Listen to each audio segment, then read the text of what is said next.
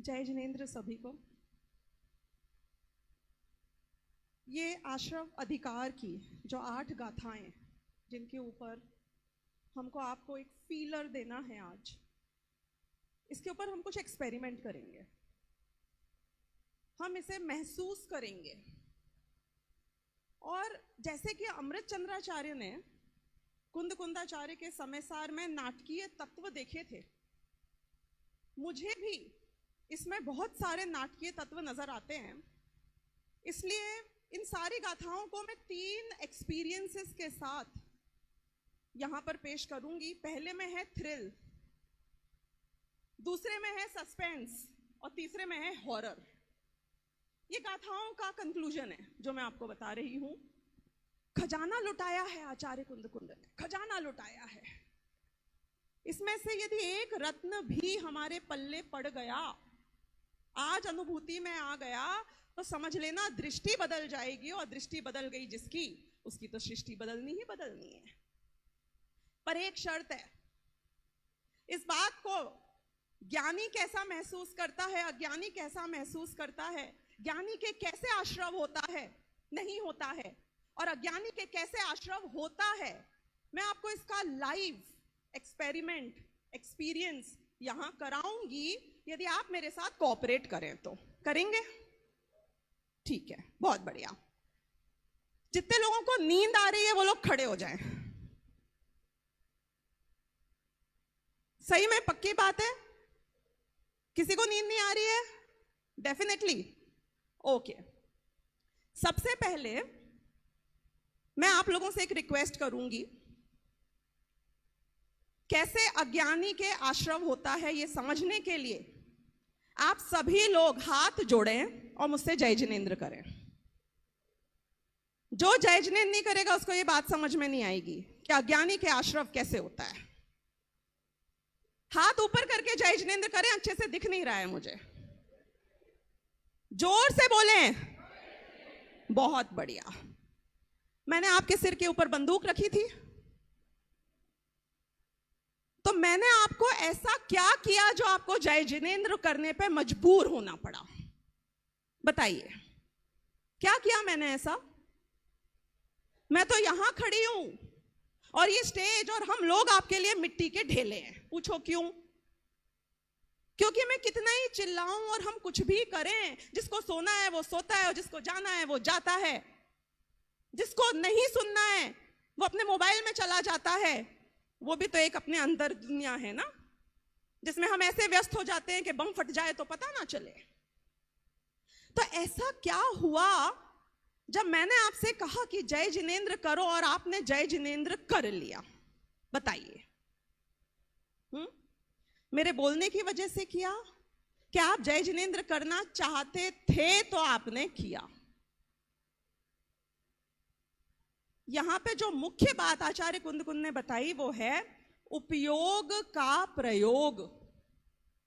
जिन लोगों ने, जिनके उपयोग में, जिनने मेरी बात सुनी, जिनका उपयोग मेरी बात पर आया, और सिर्फ आया ही नहीं, आके चला नहीं गया, टिका, वहीं रहा, आप मुझसे बंध गए, आप मेरे वश में हो गए। अज्ञानी को ऐसे आश्रव होता है कि जैसे कर्म का उदय आता है वो अपने उपयोग को अपने अज्ञान के कारण उसमें रमाता है और उसके इशारे पे नाचता है। अच्छा नहीं लग रहा होगा ना सुन के, आप मेरे इशारे पे नाचे, पर हम यही कर रहे हैं। ये तो था थ्रिल। अब सुनना सस्पेंस। एक एक गाथा का अर्थ आएगा इसमें से आखिरी में, आखिरी 5 मिनट में। कहानी में है ट्विस्ट। और ट्विस्ट क्या है? देखने में ऐसा लग रहा है कि मैं हूं लीडर, मैं हूं नेता और आप हैं फॉलोअर। मैं जैसा बोलूंगी आप वैसा करोगे। यानी कि जैसा कर्म का उदय आएगा वैसे वैसे जीव उसको फॉलो करेगा। लेकिन फैक्ट क्या है आप जानते हो? शाम को प्रवीण जी से पूछना, लेकिन अभी मैं बता देती हूं। ये बहुत बड़ा सस्पेंस खुलने जा रहा है हम सबके लिए, कि हमें ऐसा लगता है कि जैसा कर्म उदय में आते हैं वैसे ही जीव के रागादि भाव होते हैं। लगता है कि नहीं लगता है? लगता है ना? पक्की बात। मगर ऐसा नहीं है। एक बात बताओ, मैं गाड़ी यहां पे ऑन कर देते हैं बाहर, उसमें बैठती हूं ड्राइविंग सीट के ऊपर, गाड़ी चालू है, गाड़ी में पेट्रोल भरा हुआ है, आपने मुझे देखा, 1 घंटे बाद मैं कहां पे मिलूंगी? चालू गाड़ी में बैठी हुई हूं ड्राइविंग सीट के ऊपर, मैं 1 घंटे बाद आपको कहां मिलूंगी? हाँ, अहमदाबाद मिलूंगी कि बड़ौदा मिलूंगी, कि डिपेंड करेगा कि किस डायरेक्शन में गाड़ी गई है। 1 घंटे बाद यदि मैं वहीं नजर आऊं तो उसका मतलब क्या है? कि मैंने एक्सीलरेटर को दबाया ही नहीं। यदि कदाचित एक्सीलरेटर को थोड़ा बहुत दबाऊं और गाड़ी को गियर में ही नहीं डालूं तो भी गाड़ी आगे नहीं बढ़ेगी। ये है ज्ञानी। क्या है ज्ञानी? ज्ञानी के कर्म उदय में आ रहा है, नो डाउट अबाउट इट, गाड़ी चालू है, लेकिन क्योंकि गाड़ी अज्ञान के गियर में नहीं है, क्योंकि ज्ञानी उस चालू गाड़ी में एक्सीलरेटर के ऊपर पैर रख के दबाता नहीं है, क्योंकि उसकी प्रतिक्रिया नहीं हो रही है। किसने बोला कि चालू गाड़ी में मुझे बिठा दो तो मुझे गाड़ी चलाना जरूरी है? Not compulsory. अब एक बात बताइए, जब एक्सीलरेटर पे पैर रखते हैं गाड़ी कब चलती है? बहुत ध्यान से सुनना इस बात को, अगली 4 गाथाएं समझ में आ जाएंगी। जब हमने एक्सीलरेटर के ऊपर पैर रखा तो गाड़ी कैसे चली? मेरे पैर दबाने से चली कि एक्सीलरेटर के दबने से चली? गाड़ी कैसे चलती है भाई? तो सुनो, गाड़ी चलने का निमित्त है एक्सीलरेटर का दबना, नए कर्म बंधन का निमित्त है कर्म का उदय। लेकिन जब तक मैं एक्सीलरेटर को दबाऊं नहीं तब तक एक्सीलरेटर अपने आप दबता ही नहीं है, यानी कि गाड़ी चलती ही नहीं है। तो जब तक ज्ञानी राग ना करे या जीव राग ना करे तब तक उदय में आया हुआ कर्म नए कर्म को बांध नहीं सकता है। तो क्रिटिकल क्या हुआ? गाड़ी चलेगी कि नहीं चलेगी ये किस पे निर्भर हुआ? किस पे निर्भर हुआ? कि मैं अपने पांव को दबाता हूं कि नहीं दबाता हूं। अब जो मैंने आपसे सस्पेंस की बात करी थी, जो बहुत टेक्निकल और बहुत ही सुंदर बात है, वो ये है कि जब मैं पैर दबाता हूं वो निमित्त बनता है एक्सीलरेटर के दबने का, उल्टा नहीं है। मेरा एक्शन मिरर होता है एक्सीलरेटर के दबने में, एक्सीलरेटर का दबना मिरर नहीं करता है मुझे। समझ में आई आपको दोनों में डिफरेंस की बात? नहीं आई अभी? सुनो, एक आईना है सामने और हम खड़े हैं उसके सामने। मैं आईने में कैसा दिख रहा हूं वो मेरे पे निर्भर करता है कि मैं कैसा हूं, ये आईने पे निर्भर करता है। उल्टी बात है ना? यानी कि भगवान नेमिनाथ ने कह दिया, उनकी वाणी में आ गया कि द्वारिका जलेगी, इसलिए द्वारिका जली कि द्वारिका जलेगी इसलिए उनके ज्ञान में झलका के जलेगी। तो कर्म का जो उदय है वो लीडर नहीं है, वो प्रोएक्टिव नहीं है, वो डिटरमाइन नहीं करता है कि मेरी क्या प्रतिक्रिया होगी। मेरी क्या प्रतिक्रिया होगी उसके अनुसार कर्म के उदय को निमित्त कहा जाता है। तो कर्म का उदय क्या है? मिट्टी का ढेला। वो ये दीवार है, और ये दीवार से जाके अगर मैंने सर फोड़ा तो दीवार मेरे सर फूटने में निमित्त है, और यदि मैं साइड से निकल गया तो दीवार मेरे सर के फूटने में निमित्त नहीं है। ऐसा उज्ज्वला बहन के लेक्चर में मैंने समझा था कि प्रति समय जो कर्म उदय में आ रहा है उसमें अलग अलग अनुभाग के निषेक होते हैं, और जीव उनके उदय में कैसे राग परिणाम करता है उसको मैच करते हुए जो अनुभाग के निषेक हैं वो निमित्त कहला जाते हैं। यानी कि कर्म का उदय मिरर कर रहा है। यानी कि किसी ने मुझे एक इंजेक्शन दिया, बहुत दर्द होता है कि कम दर्द होता है? हाँ, तीव्र पाप का उदय है कि मंद पाप का उदय है? ये किस पे निर्भर करेगा? इंजेक्शन तो इंजेक्शन है, वो मिट्टी का ढेला है, लेकिन मैंने उस इंजेक्शन में यदि महाकुलता कर ली, मैं रोया गाया, तो मैंने महान पाप के उदय को भोगा, और यदि मैंने उसको करके छोड़ दिया तो मैंने उसमें कोई पाप के उदय को नहीं भोगा। तो कर्म का उदय वो नेता नहीं है, वो लीडर नहीं है, वो डिसाइड नहीं करता है कि मेरे राग होगा कि नहीं होगा और कितना होगा। मेरे कितना राग होता है उसके अनुसार कर्म के उदय को निमित्त कह दिया जाता है। ये है पुरुषार्थ की बात। ये सुनकर समझ में आता है कि उपयोग के प्रयोग से मेरी दृष्टि और सृष्टि बदल जाती है। अभी के अभी आप इसी सिचुएशन में देखिए, पंखे की आवाज आ रही है?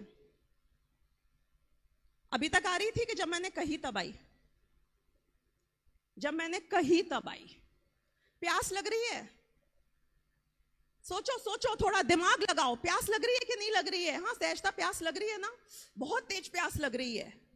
3 मिनट तक अगर मैं आपको प्यास लग रही है, प्यास लग रही है, प्यास लग रही है बुलवाऊं, इतनी तेज प्यास लगेगी कि सब छोड़ छाड़ के बाहर चले जाओगे।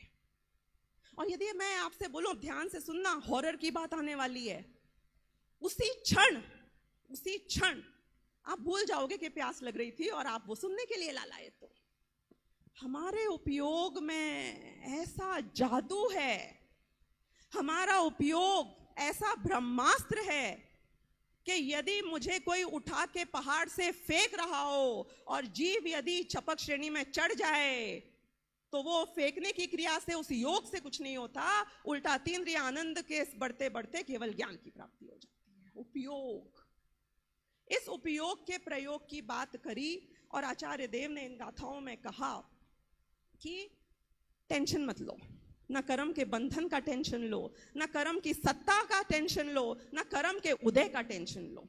क्यों? क्योंकि वो नकारे हैं, वो नपुंसक हैं, वो कुछ नहीं कर सकते। वो जो स्टीयरिंग को हाथ में लेकर एक्सीलरेटर के ऊपर पैर दबाने का काम करने वाला है, वो तो तू है। और जब तक तू राग नहीं करता तब तक तेरा अनंत संसार नहीं आगे बढ़ सकता है। इसके लिए जो उदाहरण उन्होंने दिया गाथाओं में 173 से लेके 174, 5, 6, 176 तक 4 गाथाओं में, तो उनने कहा कि एक बालिका स्त्री है, उसकी शादी हो जाती है 5, 6, 7, 8 साल की। वो भोग्य नहीं है, वो पुरुष के द्वारा भोग्य नहीं है अभी, तो ये सत्ता में पड़ा हुआ कर्म है। अब वो युवती हो जाए तो क्या वो पुरुष के द्वारा भोग्य है? तो वो बोले कि पुरुष के राग के अनुसार भोग्य है। हमारे जम्बू स्वामी जैसा पुरुष हो तो 4 सर्वांग सुंदर स्त्रियां भी ब्याही हुई बैठी रहें और वो तो जाके दीक्षा ले लें। यानी कि कर्म का उदय, जितने लोग कंप्लेन करते हैं, जितने लोग इस टेंशन में जीते हैं कि क्या करें भैया, कर्म का उदय है, भोगना तो पड़ेगा ही, तू अपने आप से झूठ बोलता है, झूठ बोलता है तू। ये कायरों की भाषा है। तू अपने पुरुषार्थ को जगाता नहीं है और कर्म के ऊपर आरोप देकर हार मानना चाहता है, इसलिए तू हार रहा है। लीडर कर्म नहीं है, नेता कर्म नहीं है, नेता मैं हूं, लीडर मैं हूं। अनंत संसार बढ़े तो भी मैं हूं लीडर, उसका कारण मैं हूं। और अनंत संसार घट जाए और मुक्ति हो जाए तो उसका भी कारण मैं हूं। अब आता है हॉरर। आचार्य कुंद कुंद की गाथाओं में आता है, आखिरी 2 गाथाएं 179 और 180। उनने बोला कि देखो अज्ञान गया तो कोई प्रॉब्लम नहीं है, क्योंकि अब ज्ञानी एक्सीलरेटर दबाता ही नहीं है, राग करता ही नहीं है, तो संसार की गाड़ी आगे बढ़ेगी नहीं। लेकिन तुम ज्ञानी हो जाओ और फिर उसके बाद शुद्ध नए से यदि च्युत हो जाओ, मतलब गजब की बात समझाई, ज्ञानी की परिभाषा दी, क्या? शुद्ध नए में रहना। नहीं, यही है ना मूल गाथा में। ज्ञानी कौन? जब तक तेरी दृष्टि शुद्ध नए में। अब ये शुद्ध क्या होता है? मेरे पास कितने 2-3 मिनट हैं? 2 मिनट ना, 2 मिनट में मेरा हॉरर खत्म हो जाएगा, ठीक है? देखो, मेरी उस उंगली को बांध सकता है कोई? कि बांधने के लिए दो चाहिए, बराबर, एक अकेला बंधता नहीं है। उपयोग ने जब सिर्फ उपयोग को जाना तो शुद्ध उपयोग हो गया, बराबर, क्योंकि दूसरा कोई है ही नहीं, तो उपयोग नहीं बंधा। लेकिन जैसे ही अभी चर्चा जी ने बताया कि संसारी जीवों के ज्ञान और दर्शन का जघन्य परिणमन चल रहा है। जघन्य परिणमन चल रहा है मतलब हमारा ज्ञान सब स्टैंडर्ड पर्याय में है। केवल ज्ञान नहीं है ना, एक जगह टिका नहीं रह सकता है, एकाग्रता नहीं रहेगी तो क्या होगा? ऐसा होगा कि हमें धक्के पड़ते रहते हैं, हमारी चंचलता बनी रहती है। कितने शुद्ध में चले जाओ, उपयोग वापस पर में जाता है। हाँ, लौट आओ, कोई बात नहीं, फिर वहां जाता है, फिर लौट आओ, फिर वहां जाता है, फिर लौट आओ, ये चलता रहता है, बराबर। शुद्ध नए की दृष्टि की जब भी बात होगी, श्रद्धा की बात चल रही है। दृष्टि की जब भी बात होगी, उपयोग में स्वरूप से अपने उपयोग को जानना, उपयोग स्वभावी आत्मा को जानना, और पर रूप से हमारे अलावा अन्य सभी पदार्थ को जानना, ये आता है। तो जब तक शुद्ध नए की दृष्टि है और वो दृष्टि बनी रहती है, लगातार बनी रहती है, तब तक तो ये जीव ज्ञानी है। और जिस क्षण अपनी पुरुषार्थ की कमजोरी से इसकी दृष्टि में से शुद्ध नए छूट जाता है, यानी कि ये पर को जानता है, श्रद्धा भटक जाती है और अपने आप को उससे ऐसे जोड़ लेता है, गाड़ी को गियर में डाल देता है अज्ञान की। अब जब ये थोड़ा सा भी रेस देगा तो गाड़ी आगे बढ़ जाएगी और इसका अनंत संसार की शुरुआत फिर होने लग जाती है, अनंतानुबंधी का बंधन होने लग जाता है।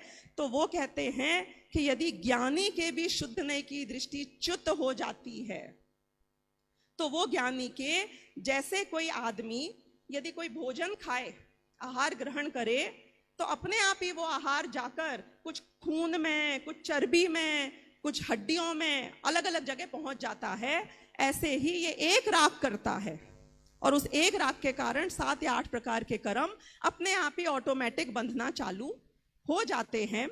तो इस तरीके से हमने इन सभी गाथाओं का निष्कर्ष ये समझा कि ड्राइवर सीट पे मैं हूं, अज्ञान के गैर में संसार की गाड़ी मत डालो, एक्सीलरेटर पे राग का पैर मत दबाओ, तो हम मुक्त हो जाएंगे और हमारा संसार नष्ट हो जाएगा। ऐसे ही ज्ञानी निराश्रव है, लेकिन अज्ञानी कोई उसे छूता तक नहीं है, पर उसके वश में स्वयं आता है और मिट्टी के ढेले से अपना सिर फोड़ लेता है और फिर कहता है कि हाय, कर्मों ने मुझे बांध लिया। तो हम इस बात को समझें। इसी के साथ आज की बात पूरी करती हूँ।